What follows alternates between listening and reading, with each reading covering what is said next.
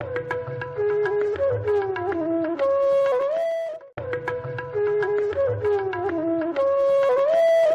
दोस्तों, एक छोटी सी प्रस्तावना, उसके बाद उसका हम कवि को सुनेंगे जो जाहिर है कि अपनी पहचान खुद रखता है। नाबाकोफ ने एक जगह लिखा है कि मैं सलाम करूंगा उस शख्स को जो किसी जलते हुए घर से किसी बच्चे को निकाल कर बाहर ले आए। उसी ने फिर आगे लिखा है कि मैं उस शख्स को न सिर्फ सलाम करूंगा बल्कि उसको गले से लगा लूंगा, उससे मुसाफा करूंगा कि जो शख्स किसी जलते हुए मकान से किसी बच्चे को तो बाहर ले ही आए लेकिन साथ में उसके खिलौने भी बचा लाए। तो एक शख्स है, कवि है, जो खिलौने बचाने का काम करता है और ये नाम है सर्वेश अस्थाना का। सर्वेश अस्थाना वाकई इन्होंने खिलौना बैंक कायम किया है बच्चों के लिए, बच्चों की मुस्कान लौटाने के लिए। और ये हास्य व्यंग के कवि तो हैं ही, लेखक हैं, मंच संचालक हैं, बहुत सी खूबियां हैं। लेकिन जो काम इन्होंने बच्चों का किया है और जिस तरह बच्चों को इन्होंने कुछ बहुत से सैकड़ों बच्चों को गोद ले रखा है अपने संस्थान में, तो ऐसे लोगों की कविता के साथ साथ उनके लेखन के साथ साथ हमें उनका स्वागत करना चाहिए। जोरदार तालियां सर्वेश अस्थाना साहब के लिए। पूरी दुनिया इन्होंने घूमी है अपनी शायरी के लिए। बहुत मुझे अच्छा लग रहा है। मैं बहुत आभारी हूँ दादा उदय प्रताप जी का, गोयल जी का, कि मुझे इस बहुत ही परंपरागत बहुत अच्छे कवि सम्मेलन में आने का मौका फराहम हुआ है। मंच पर जो लोग बैठे हैं वो सब कविता में बहुत बड़े हैं, चाहे वो मुझसे उम्र में छोटे चिराग हों या अजहर इकबाल हों या खुद मोइन शादाब साहब हों। बाकी सब मुझसे बड़े हैं, शायद चौहान साहब हो सकता छोटे निकल जाएं लेकिन देखने में बहुत बड़े लग रहे हैं।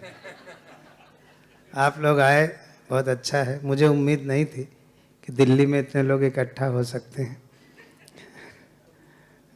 वो भी कविता सुनने के लिए।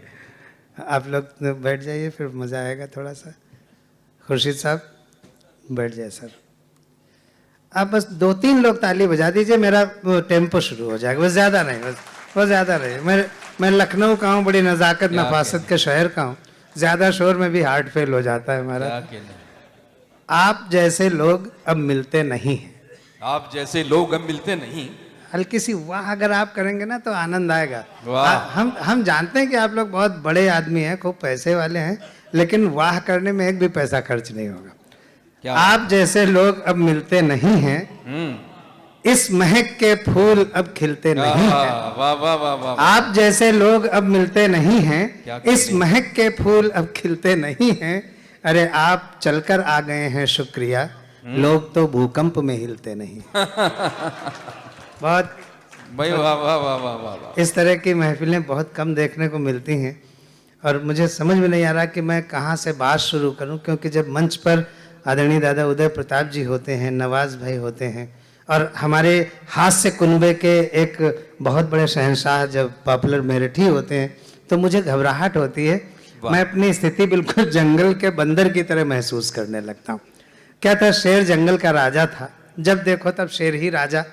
जंगल वाले ऊब गए, बोले यार एक ही शासन है, एक ही सत्ता है, मोनोटोनी हो गई है, बदलाव करो। बोले क्या बदले? बोले राजा बदलो। किसको राजा बनाए? जो खूब एक्टिव हो उसको राजा बनाओ। तो बंदर को जंगल का राजा बना दिया गया, जैसे आज हमारे मोइन भाई को संचालक बना दिया गया। ये भाई कहकर ही बताया कि ये भी बंदर ही है। नहीं, भाई कह के हमने आपकी इज्जत बढ़ा ली है। तो बंदर जंगल का राजा बना दिया गया। बंदर जंगल के राजमहल में रहने लगा। 20-25 दिन बाद एक बकरी आई, रोती हुई, बोली राजा साहब शेर ने हमारे बच्चे को पकड़ लिया है, आप चलो बचाओ चल के। बंदर बोला हाँ हाँ क्यों नहीं, चलते हैं बचाएंगे। बंदर पहुंचा, देखा शेर बच्चे को दबाए बैठा हुआ है। बंदर दौड़ा, लपक के पेड़ पे चढ़ गया, एक डाल से कूदा, दूसरी पे, तीसरी पे, चौथी पे, पांचवी पे, छठी पे। तो बकरी और जोर जोर से रोने लगी, बोली जल्दी बचाइए नहीं तो शेर बच्चे को खा जाएगा। अब बंदर का जवाब, हिंदुस्तान की राजनीति और इस्लामिक सेंटर में बैठे हुए हिंदी और उर्दू के मुश्तरका श्रोताओं की तालियां। क्या बात है। का जल्दी बचाइए नहीं तो शेर बच्चे को खा जाएगा। अभी नहीं, अभी नहीं, अभी नहीं, रुक जाइए, अभी नहीं, जरा सा रुकिए नहीं तो फिर टेम्पो कम हो जाएगा। तो जल्दी बचाइए नहीं तो शेर बच्चे को खा जाएगा। तो बंदर बोला देखो बकरी, तुम्हारा बच्चा बचे या न बचे, हमारी भागदौड़ में कोई कमी हो तो बताओ। तो वाह वाह वाह। क्या कहने भाई, हमारी भागदौड़ में कोई कमी नहीं है। क्या कहने सर्वेश साहब। दीपक जलाया गया, उसमें से कुछ बत्तियां बुझ गई हैं, धीरे धीरे बाकी सब बुझ जाएंगी। मैं यहीं से बात शुरू करता हूँ। बहुत रफ्तार से मैं, जो मुझे समय दिया गया, मैं उससे ज़्यादा आगे नहीं जाऊँगा। हो सकता है कि आधा पौन घंटा आगे निकल जाऊँ, ज़्यादा नहीं जाऊँगा। देखिए, नहीं भगवान कसम सर, नहीं बिल्कुल भगवान कसम, झूठ आज तक बोला ही नहीं, सब जानते हैं, पूरी दुनिया जानती है। अब भाटी जी बैठे हुए राजनीति के व्यक्ति हैं, जब ये बैठे तो हम क्यों झूठ बोले? क्या बात है।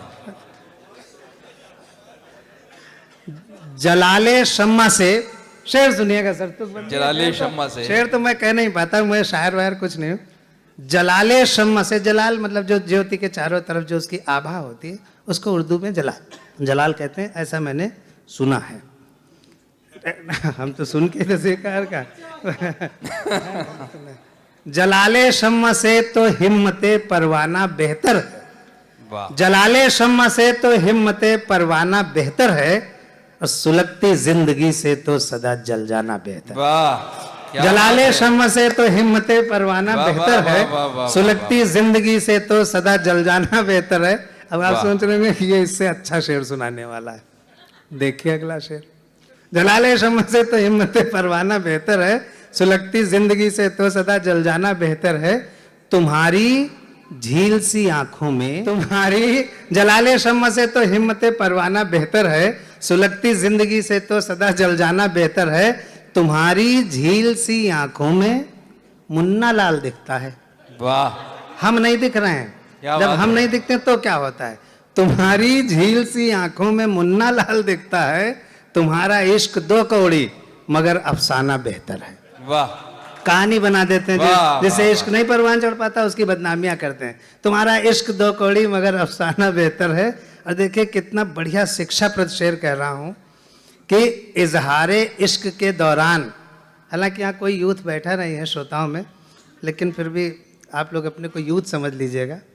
इजहारे इश्क के दौरान आ जाएं अगर पापा, वाह, पिताजी आ जाएं। इजहारे इश्क के दौरान आ जाएं अगर बापू, वहां पर रुके रहने से तुरंत टल जाना बेहतर है।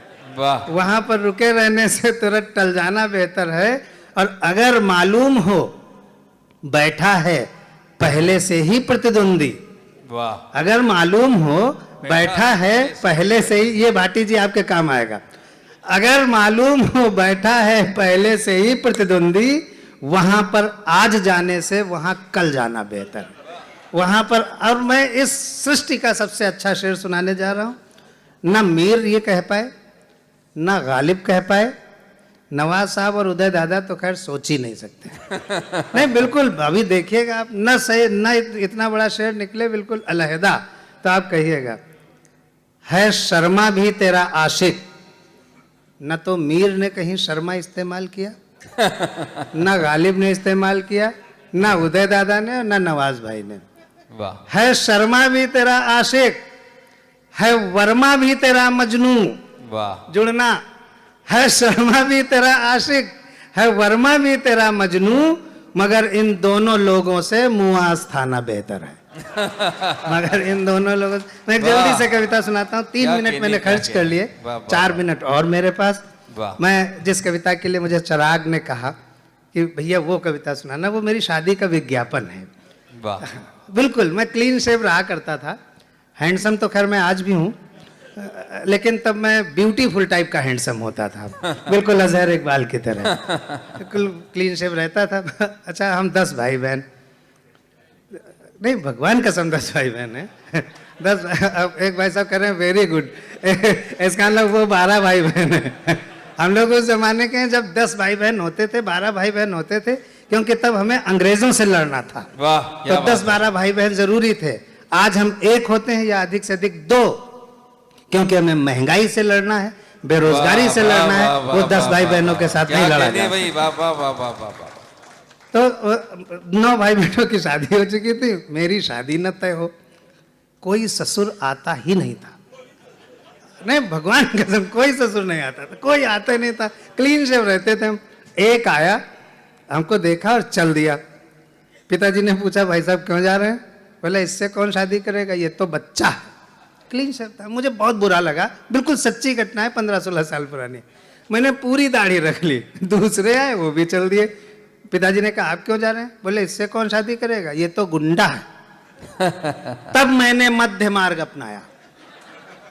फिर भी कोई प्रपोजल नहीं आया। एक दिन लखनऊ में कवि सम्मेलन मुशायरा, उदय दादा की अध्यक्षता और नवाज भाई उसमें आमंत्रित। दोनों लोग दोपहर के खाने पे मेरे घर बैठे हुए और पिताजी मुंह लटकाए बैठे।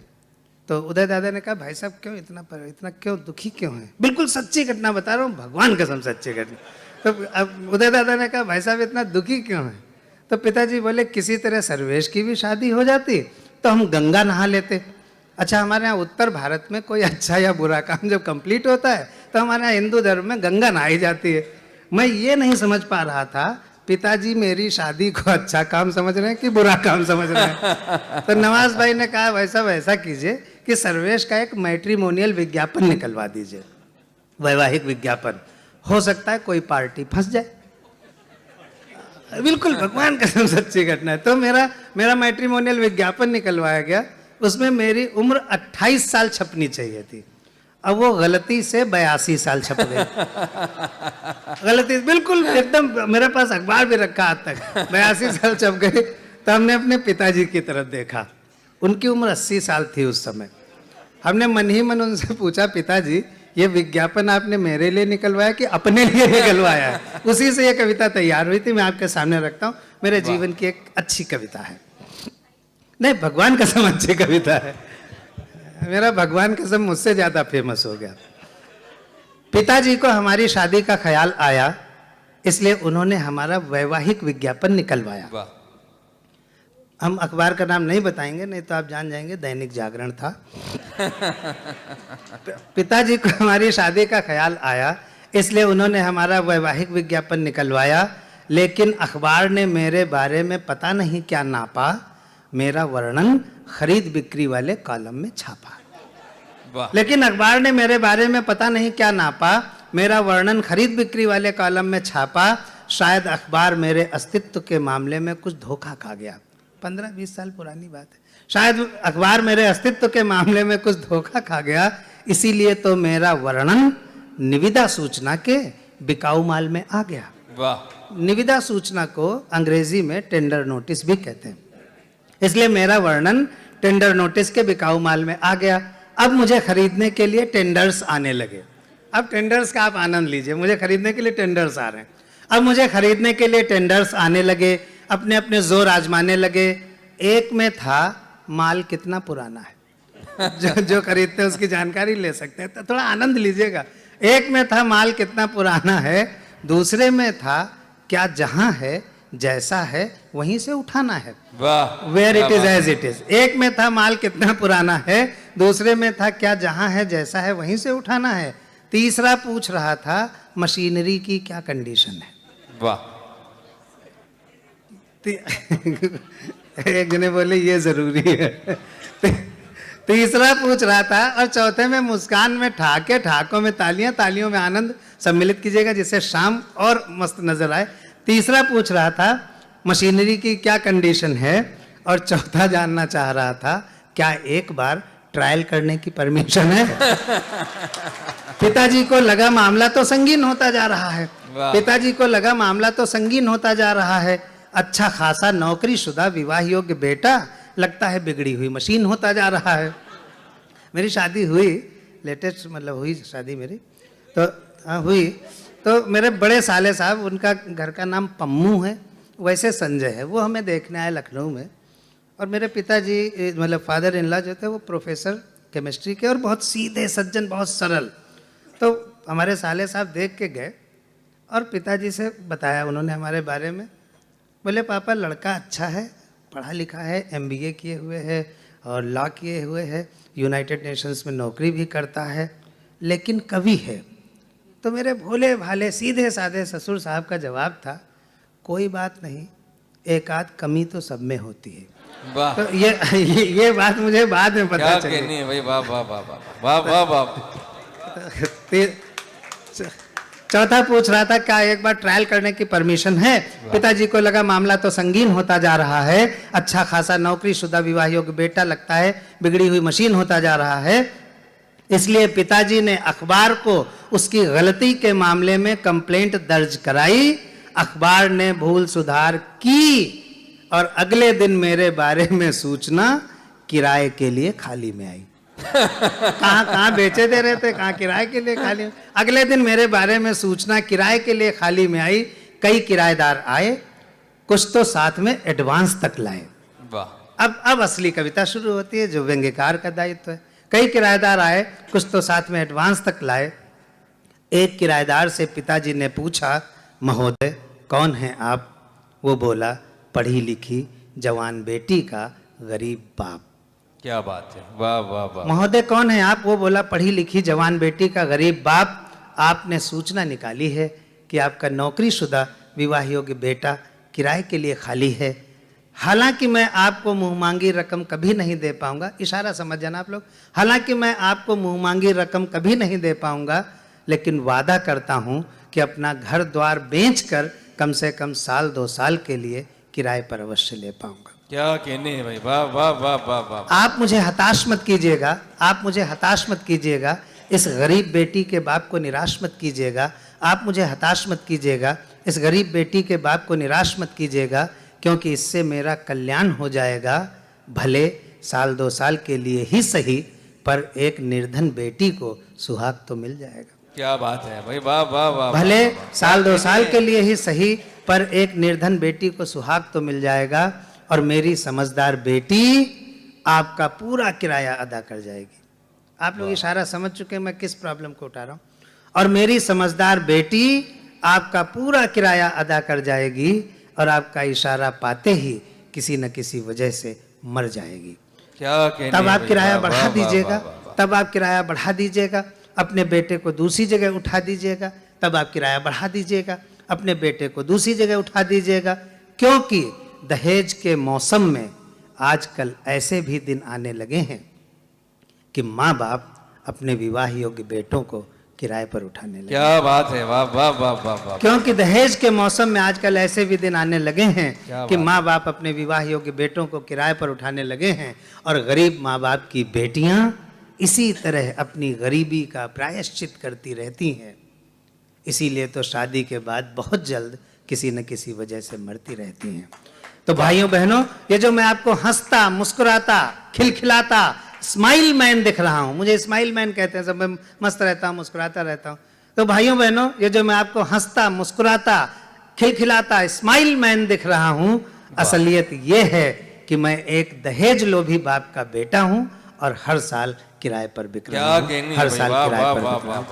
बस मैं आपसे अपील कर दूं चलते चलते कि अपनी जिंदगी में एक निर्धन बच्चे को पढ़ा दीजिएगा, उसका खानदान संवर जाएगा। Thank you so much.